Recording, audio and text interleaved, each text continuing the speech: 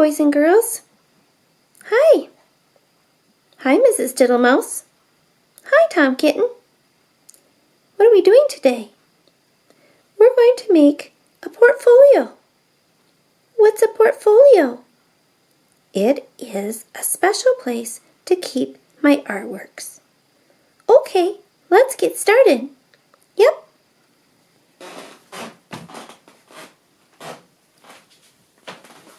Hi boys and girls, it's Mrs. Rose. We're going to make a portfolio today.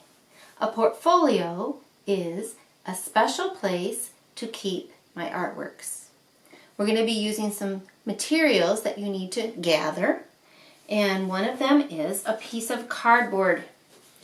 I'm going to show you a couple pieces here. This is one I cut out of a box, and I just cut the corner of the box out. And I'm going to use that for my portfolio today. Also, you might need a little duct tape if you want to tape the edge of your box. You don't have to do that, but you may. And that's to make it a little more secure along the folded edge. Also, we're going to need glue.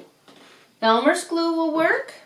You can take some of it and mix it with a little water in a jar and stir it around using a paintbrush, and it will make a nice thin glue that we're going to paint on today instead of pour on. You could also use Mod Podge, which is another kind of glue that's very similar. And you could also use decoupage, which is a very fancy glue for painting on. Most people don't have this in their house. But most of you would hopefully have Elmer's. And that's what I'm going to use today. And I'm going to tilt my, my camera down in just a second. You're going to be also needing some magazine pictures, and I'm going to show you how I cut them out on my table to use for my portfolio. So cut a bunch of magazine pictures and take a look. I'm going to tilt my camera down so you can see how I arrange things.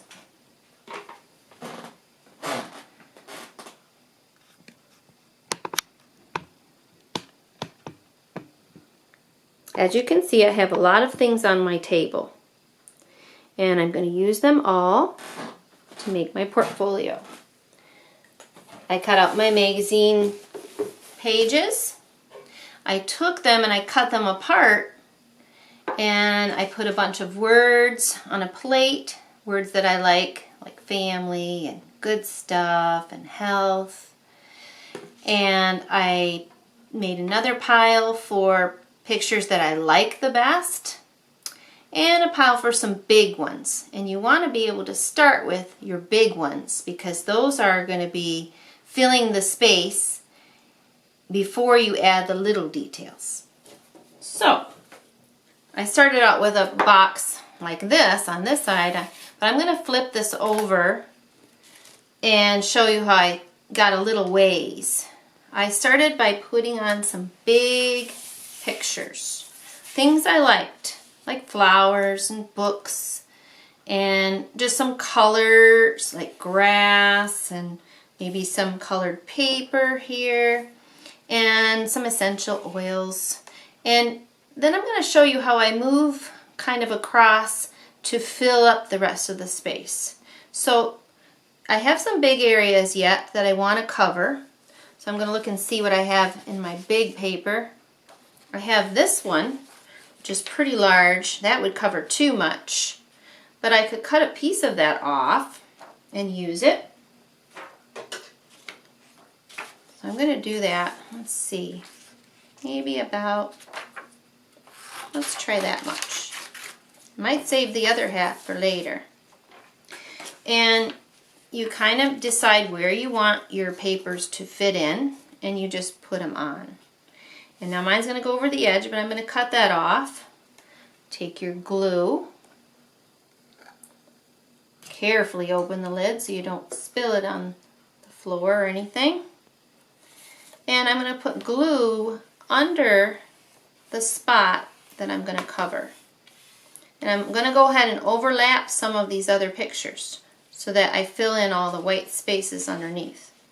So some of my pictures underneath might disappear a little bit. I might keep that word there. It says Keep America Beautiful. I like that, so I'm going to keep that. We should keep America beautiful, don't you think? And smooth it on underneath. Then do your edges of the paper on top. And then you kind of go over the whole paper with the glue, taking your time and making sure everything gets covered. If it goes over your edge, you can snip that off. Maybe leave just a little tiny bit extra that you can fold over the edge and slip a little glue under that. The edges are always the trickiest part. The ones that are next to the sides. You want them to stay down. You don't want them to stick up. So get some glue on there, pin it down, and smooth it down. The paintbrush with the glue is what I'm using to make everything stick. And I'm going to push out the bumps a little bit too as I go. This one here isn't quite dry. It didn't stick good, so I'm going to put some glue under there and smooth it back out. If it doesn't want to glue, you just keep sticking some glue underneath and put it back on. And you can go back later and put more glue on top of some of your pictures if they're not staying down nice. Then I'm working my way across, trying to fill in all these spaces. I'm going to use another piece of this because I want to kind of balance. If you have a picture that maybe you don't like all of it, maybe you'll cover that up. Or maybe you won't. You can decide. Do I want more time for you on there? Maybe I don't. So I'm going to cut this piece, maybe a little smaller. I'm just going to cover that up. And I can overlap any pictures I want.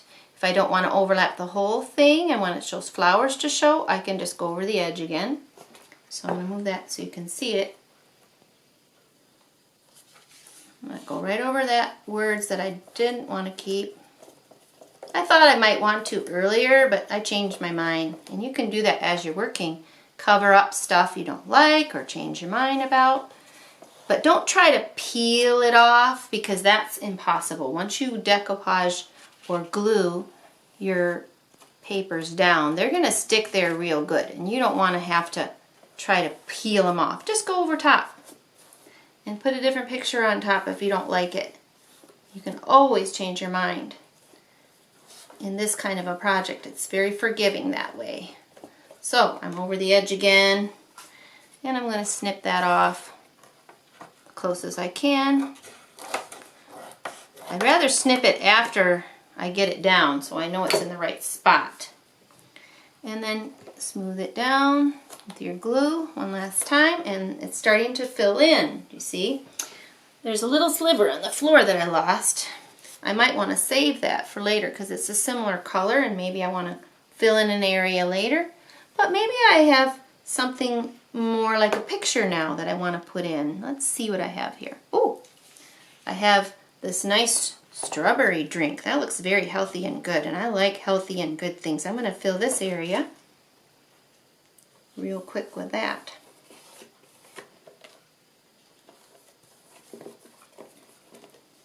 And you see how I'm doing all the big areas and getting them covered up all the way across my box.